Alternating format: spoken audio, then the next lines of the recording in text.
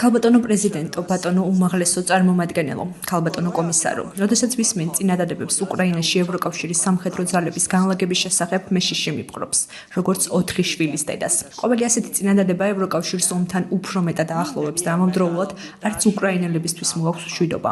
ევროპა ახლა უფრო სუსტია ვიდრე ოდესმე. ეს განსაკუთრებით მკაფიო წარმოჩინდა ამერიკის შეერთებული შტატების პრეზიდენტის მიერ გადადგმული ნაბიჯების ფონზე, რომლის მიზანსაც მშვიდობის დამყარება წარმოადგენს.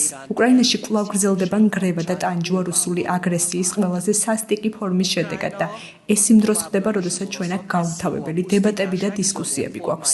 ჩვენ უამრავ ფულს უგზავნით უკრაინას, თუმცა მაინც ერთსა და იმავე ადგილას ვართ გაჭედილები. ეს იმიტომ ხდება, რომ გარდა ქმედითი გადაწყვეტილების არქონისა, ჩვენ არ ვაღიარებთ ჭეშმარიტებას, რომ ამ ომის ბრძოლის ველზე მოგება შეუძლებელია. ის მხოლოდ დიპლომატიით შეიძლება დასრულდეს. ევროკავშირის გაფართოების პოლიტიკა არ უნდა ავურიოთ უსაფრთხოების გარანტიებში. ევროკომისია ისე იქცევა, თითქოს უკრაინას უკვე ყველა საჭირო წინაპირობა აქვს დაკმაყოფილებული ევროკავშირში გასაწევრიანებლად.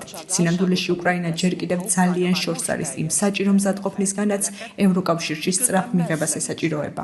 ეს არ იქნება დამსახურებაზე დაფუძნებული გაწევრიანება, არამედ ეს იქნება სერიოზული პოლიტიკური შეცდომა, სერიოზული შედეგებით, რომლის იგნორირებასაც ვერ დავუშვებთ. უკრაინის მიმართ ასეთი მიდგომა განსაკუთრებით ცინიკურია დასავლეთ ბალკანეთის კანდიდატი სახელმწიფოებისთვის. ეს ქვეყნები მრავალი წელია ასრულებენ აღებულ ვალდებულებებს და მორჩილად ელოდებიან ევროკავშირში გაწევრიანებას.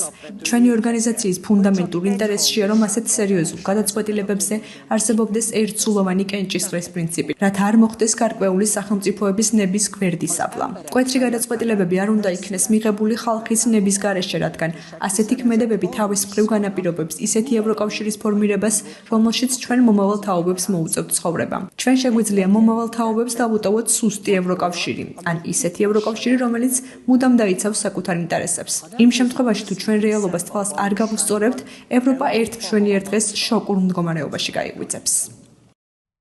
გამოიწერე და გაიგე ამბები ლიბერალური ცენზურის გარეშე.